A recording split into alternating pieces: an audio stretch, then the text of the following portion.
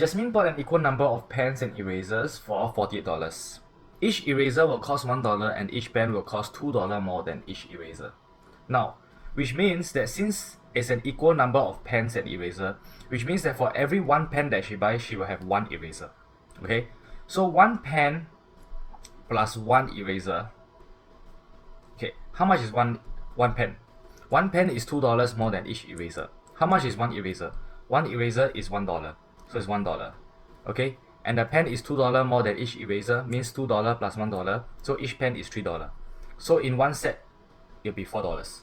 And then this one set of $4 will be one pen and one eraser. Now, in total, Jasmine spent $48. How many sets of this will there be?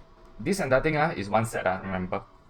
Okay, so to find out how many sets, right, I'm going to take $48 divided by 4, and that's going to give me 12 sets. Okay, so 12 sets. Remember, in one set, there are one pen and one eraser. Okay, in total there are 12 sets. So they're asking for how much did she spend on all the erasers.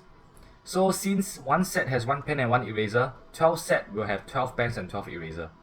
Okay, and then which means that they're looking for how much did you spend on the eraser. One eraser is how much?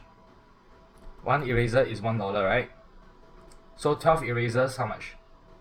So 12 eraser will just be 12 times $1, and that will give us $12. Okay, that's actually how you're going to do it. So remember, this is the set method, and it's going to be very, very good for you, especially when they say equal number of this and this. Then you have to start figuring out how to use the set method to do this question. Okay, a very structured way which you can use for other questions. Done.